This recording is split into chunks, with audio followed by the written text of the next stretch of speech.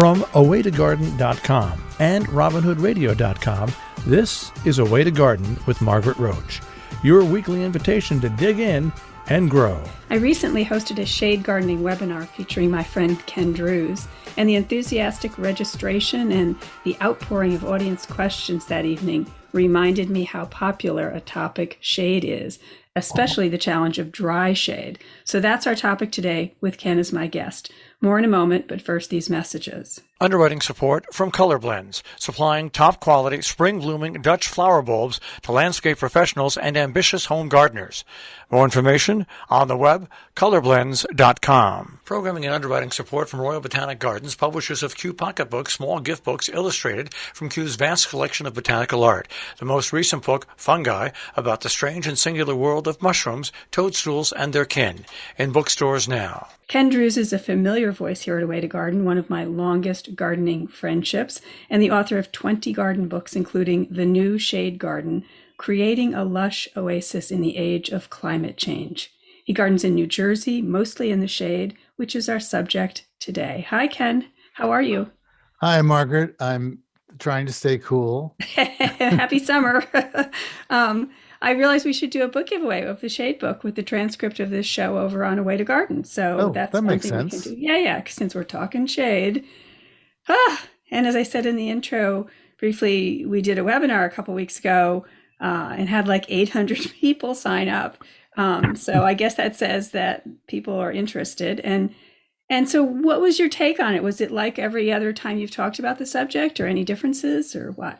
Oh, perfect setup. No, it wasn't like it's been, because I've been lecturing on that book, and people, as you said, dry shade is a popular question. But I think for the first time, people were talking about shade to make cooler places, to get out of the sun. And that book that I wrote, as it says, global climate change and global warming, is in the subtitle because that's what it's about. It's about planting trees and making shade and improving soil and trying to save water and things like that. But usually that's not what's talked about. But this time I got emails and people are talking about, oh, it's so great to make a cooler spot to garden, and it's so wonderful to have all these plants in a cooler spot. So I think this idea, maybe it's because of the temperature. Armageddon, you mean? It's because of Armageddon? Oh, sorry. I was going to say, I hope so. Isn't that a terrible thing to say? Yeah. I hope that with fires and heat waves and record-breaking heats all over the world, that maybe people are starting to get it. And that book is mostly about how you can affect not only your garden, but contribute to the health of the planet by making cooler spaces. And right. Where I live, I still see trucks going by loaded with tree trunks. And I mean, this is farm country, and farmers don't like trees, or historically. Here too, same things. Yeah.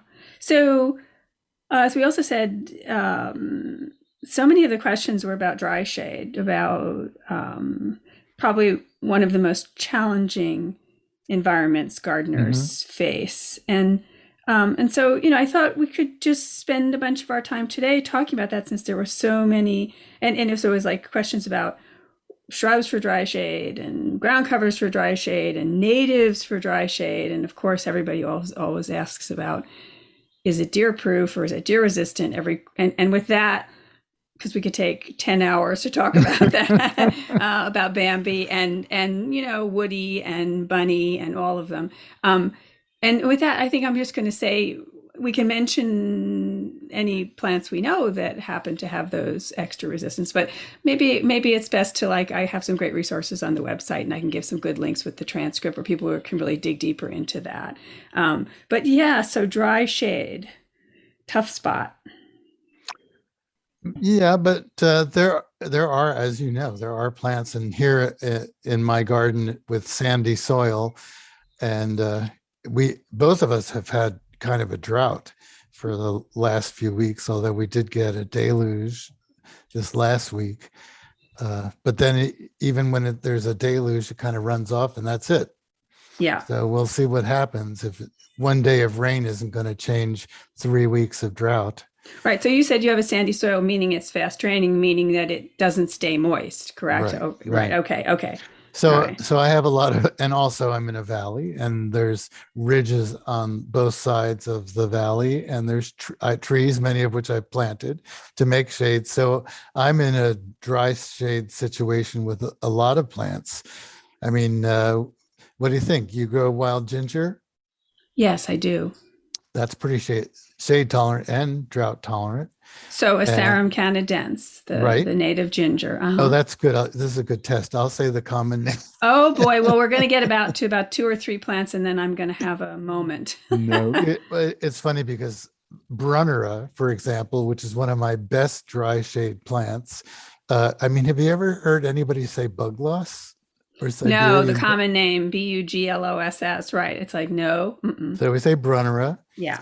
And I grow a little dwarf Astilbe chinensis variety pumila, and pumila usually means dwarf. It's a Chinese Astilbe that flowers, and for me, it's actually on rock, so it's really drought tolerant. I grow it all over the garden, so it's in a lot of situations, but it's drought tolerant and it blooms. Epimedium, that's one of your favorites. Yeah, the barren worts, and again, not native, but great ground covers for a lot of purposes. And the funny thing about that one for me, and now I'm in the north, I'm in zone 5B, is that even though it's, quote, a shade plant or frequently marketed as such, I grow it also in full sun here in the north. That would not work in the mid-Atlantic or southeast or whatever. I'm sure it would burn up. But do you know what I mean? It can even be in sun here. So, and it's persistent in the almost semi-evergreen, so it's pretty durable in many ways and long performer, right? So, yep. And when we say that they're shade tolerant, it doesn't mean that they all need to be in the shade. Some of them, as you're saying, can go from sun to shade, like that little dwarf Astilbe. I have it in one of my sunniest places too, and it looks just the same. Right. And so adaptable is the thing. Adaptable, right? And there are many plants that are neither just dry nor just moist, and neither just sun or just shade, that have more flexibility, that are real toughies. So I grew heuchera. Remember when Palace Purple came out? That heuchera, that's probably 20 years ago. And I tried heuchera, it croaked. I tried heuchera, it croaked. And you'd buy these plants that were so lush and big. And then I visited a garden along the Hudson River, and one side of the garden was this gigantic rock wall, and the heuchera was growing in the wall. And so I realized this is a plant that wants drainage. So I've been growing heuchera more recently in dry places, under a maple tree, for example.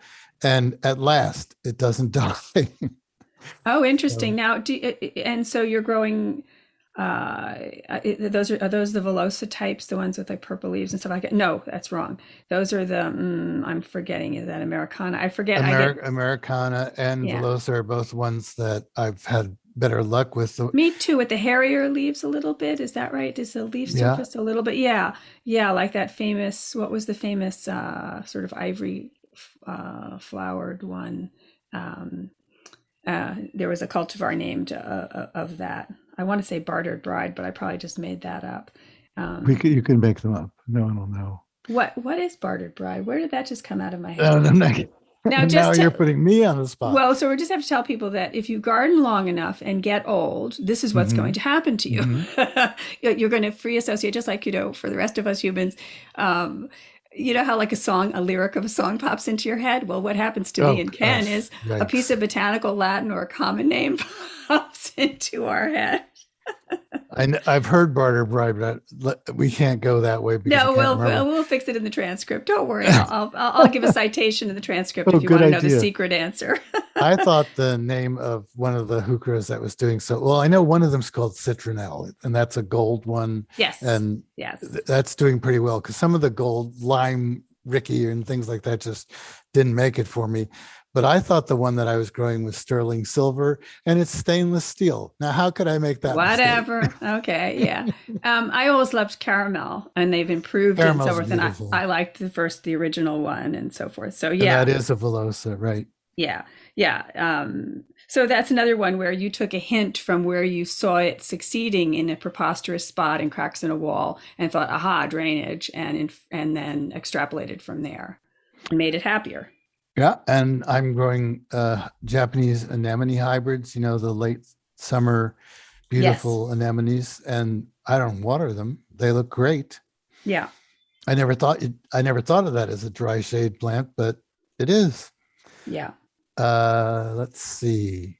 Well, I was going to say, one of the people wanted to know about natives, and you can continue with your list, but people want to know about natives, and that takes homework, but it is possible also. And I recently was kind of browsing around before we did our webinar, and for a New York Times article I was doing not long ago, and I found that wildflower.org, the Lady Bird Johnson Wildflower Society website, on wildflower.org/collections, plural, you can filter the results among native plants by your state and then by conditions. So you could do your state, and then you could do shade or part shade and dry, and so forth. And the list isn't going to be huge in most places. If you get to draw full shade, like 2 hours or less of light, and dry, you're going to get a small list, but it's a list nonetheless of shrubs, trees, perennials, etc. You can filter even further and just get all the shrubs or all the perennials.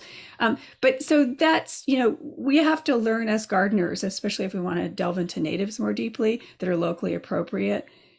We have to do some homework, right? And, I noticed the area around Seattle, Kings County and Washington, the government website has a whole little mini site about native plants that are good for there. And they have, ground covering plants is one of the groups of plants that they list a whole set of. And, like vanilla leaf. Do you remember that plant, Aclis triphylla?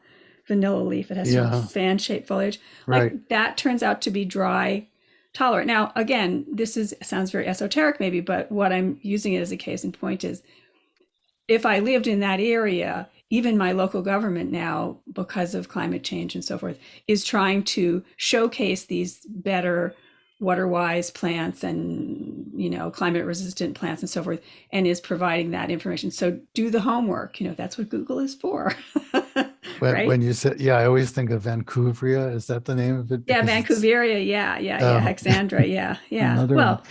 Well, I was talking about, mostly I was suggesting herbaceous plants and deciduous herbaceous plants, but we had a question about native shrubs. Yes, the other night, right, exactly. Right. And I made a little list of that, and I came up with Calycanthus Florida, the Carolina allspice, Comptonia, sweet fern, if you've got acid soil, which I do not have. That's such a beautiful plant. It is a beautiful plant. Corylus americana, American hazelnut. Oh. Dyer Villa lanicera, that became very popular. And I always think, where's the flowers? Because they're so tiny. But that's another one. Hydrangea arborescens, a plant that has exploded with so many different varieties. And I imagine not all of them are really drought tolerant, but some of them are, especially the smaller ones. So the smooth hydrangea, and that's a native to certain parts of the country, right? More than you think. If you look at a map, it's because they always say Midwest because of Annabelle, the most popular one, which came from, I think, Illinois. Right. Go ahead. No, I was going to say, and that's another one where if you want to know, is it, quote, native, which the tags on plants are ridiculous in the nursery because it says native if it's native anywhere in the U.S., which is not necessarily relevant to where you live. But again, that wildflower.org, you can search for any plant in there and it'll give you its native range, as well as the states in which it's present, which is, where it's present compared to where it began, where it originally was native, two different things. But it's very interesting. And they've gone to the trouble of creating all this information. We need to avail ourselves of it, and get more knowledgeable. If you go around Connecticut and rocky areas, you often see mountain laurel. And Yes. you often see it in some shade and growing on rocks because it too is drought tolerant. Yes. And here I have a weed, I shouldn't say it just comes up everywhere, Lindera spice bush. And yes. I think that takes almost any situation. Right. It's kind of an edge of the woods, edge of the forest, kind of a shady, deciduous shrub. Wildlife value, great fall color. Do you grow any rhubarb, any sumac intentionally? Yes, some, yes. Because Rhus aromatica, I had that on my list because it doesn't grow to like 30 feet. So like Grollo, the cultivar Grollo or something? For example, right. Yeah. I think the species only grows like 10 feet. That's great for like a hillside too. Like if you have a bank and you're trying to hold it and, you want something that has multiple seasons of interest and is easy and is going to take over and kind of hold things in place. That's a great one. I didn't know Taxus canadensis, American yew. Do you know that plant? No idea. Well, we'll have to do some research at some point. But those are some of the things that we were talking about. We really got into it. Yeah, and I mean you can go with sedums, for instance, some of the low sedums, right. that are used to being, and that makes sense. These succulents that sort of are used to in their native environments being baked in the, and they're not plants that grow in the moist woodland or whatever. And some of those are want more sun than we're talking about, but there are some that are a little more tolerant. So doing the homework, I think. So one that I came upon that I didn't know when I searched on wildflower.org and so forth, for my state and states nearby, was the barren strawberry, the Waldsteinia fragarioides. I hadn't thought about that plant in a long time, and it kind of has nice fan-shaped leaves. They're kind of toothed at the edges, and I think there's 3 leaflets on each leaf, and yellow flowers, and that's a tough dry shade native plant. And the native plant nurseries that propagate things do sell it, but you don't see it at the garden center. So that's one where you need a workhorse ground cover that's also going to add wildlife value. So I hadn't thought about that in a long time, that plant. Yeah, and you're making me think of another one I hadn't thought about that has yellow flowers, and I can't remember its name. And it was very popular at one point. A ground cover, dark green leaves, yellow daisy flowers. Oh boy, he's testing me again. It's got sun in the name, I think. Oh, I can't remember. Oh my goodness. So I mean, lots of choices. And again, homework required in some cases, and you may not find it being showcased with all the petunias and calibrachoas and who knows what at your local garden center. You might have to do a little searching to find some of these things too. But so when you in the webinar the other night, one thing that you showed is a really tough spot under, I think it might have, was it under a maple? I can't remember the tree species. Mm-hmm. And how you had, because at first newly planted herbaceous things need water in the early going. And you had kind of you had figured out a way to not necessarily have to drag the sprinkler out there every day for however long. And we should put the caveat also that we're not talking about digging holes under established trees with giant shovels or anything like that. We're talking about gingerly, tenderly putting in tiny little divisions or liners or plugs, as they say, or little bulbs or seedlings or et cetera. But these things, new plantings of especially little tiny things, while they get rooted, they need water. So what did you do in that case? Well, almost everything needs, people think native plant, it takes care of itself. And they stick it in the ground and it croaks, because even if it's native and even if it's local, it really needs some help that first year. So when I did a little shade garden under actually a giant white pine, and I didn't cover the whole area, I just covered a part of the outer edge of the drip line. Okay. And I laid soaker hose, which is made out of recycled car tires. It's a porous rubber thing, and the water just oozes out. So I would run that for about an hour a day. And I planted just in among the soaker hose. So, and after a year, I stopped doing it. So it's there under the soil and the mulch. actually, when we had one of our floods, I found some of the soaker hose because it floated. Oh, but that's the kind of thing, if you have soaker hose, that you could even pin down with some of those earth staples that you can use for remay and so forth when you're covering a hoop, hoops in the garden, like in your vegetable garden or something, to keep out insects or provide some shade. You could pin that soaker hose down temporarily in an area if you wanted to, Mm-hmm. and then remove it. Oh, that's true. Just so that people can remember, like, not to be afraid of putting in a planting that may need a little TLC. Just turning on that soaker hose, a couple times a week or whatever, is going to be a lot easier than dragging hoses around and trying to get the spray to exactly hit everything equally, and so on and so forth. So snaking a soaker hose through, and again, those earth staples are great for, or whatever they're called, they look like big hairpins. So landscape pins are right. So in the last, we had like 5 minutes, and we had a question that had nothing to do with the class, but came in, and it's sort of, I just thought it would be kind of fun to answer this one. It got me intrigued, from someone named Donald, a reader and listener. And he's in New Jersey, and he's moving in 2 years to Pennsylvania, between Philly and Harrisburg. And he has a garden that he adores, and he wants to bring bits of it, and he doesn't want to destroy the garden where he is. He wants to leave it intact, but he wants to take bits and pieces. So he's already begun air layering a magnolia and a crabapple. Wow. And he's going to make cuttings of willows and other things, and he's started some of his, you'd be proud of him, he started American persimmon and black gum and bald cypress from seed, and following in your footsteps, Ken. Anyway, he has a lot of ground covers and so forth as well. And he wanted to know, how would we advise him to do things in advance? And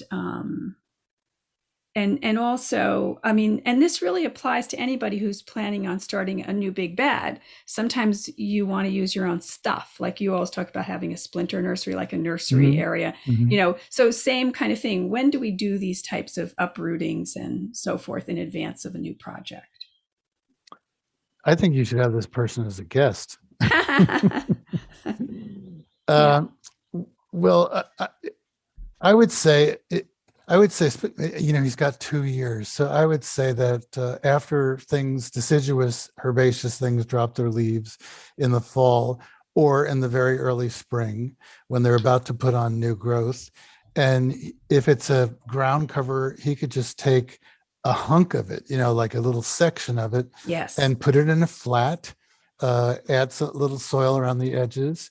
And if it's smaller, you could put it in a pot, just like it was a nursery plant, add some soil to that and make, just like you said, a nursery. Lump all these things together so you could put a sprinkler in the middle. Some things, if they're already growing, he probably should cut them back by about half if they're herbaceous. So if you uproot them, cut the top growth back, you mean? To compensate for root loss. Okay. If you think you've dug something and that some of the roots didn't make it, are still in the ground, then if you cut the plant back, it's going to probably survive a little better. And sometimes it takes them so long to get going again if they live. But if you cut them back, that's true with native plants too, cut them back to compensate for root loss. If he's got shrubs and trees that he wants to move, I would say water them in advance, like a year in advance. A tree, because I move things like trees all the time, which I know sounds crazy, but a year in advance, if you can take a spade and sort of do some root pruning in a circle around the tree, and then it'll make little feeder roots close to that cut that you made. Okay. And when you move it, we had a Elizabeth Lustgarten weeping cornuscusa that we have had for almost 30 years, crammed into a tiny space, and we moved it early spring before it leafed out, dug it up, took as big a root ball as we could and moved it, and it didn't miss a beat. I'm surprised. We had a good spring, I must say. That was kind of cool and wet, but you really can move almost everything. We used to say trees have wheels.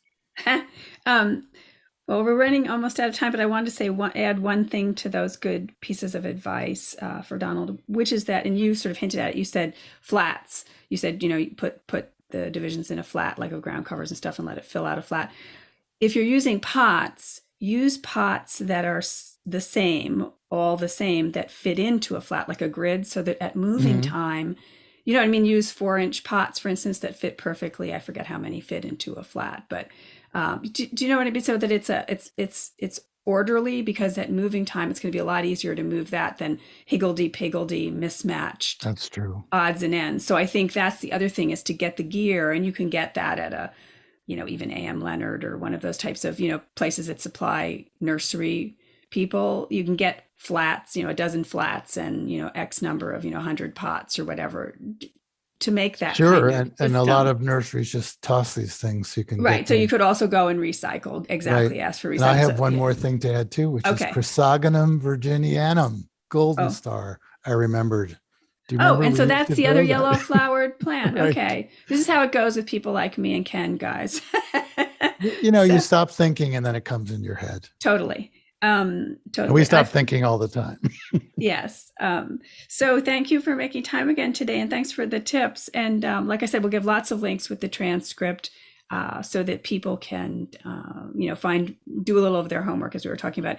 And also, we'll have information coming up soon. We're going to do in August, we're going to have another event, webinar pop-up event. And then in September, October, we're going to do Virtual Garden Club again. So we'll have info about all that as well. So thanks for making time. Talk to you soon, Ken. Thank you, Margaret. Programming and underwriting support from Royal Botanic Gardens, publishers of Kew Pocket Books, small gift books illustrated from Kew's vast collection of botanical art. The most recent book, Fungi, about the strange and singular world of mushrooms, toadstools, and their kin, in bookstores now. Underwriting support from Color Blends, supplying top-quality, spring-blooming Dutch flower bulbs to landscape professionals and ambitious home gardeners.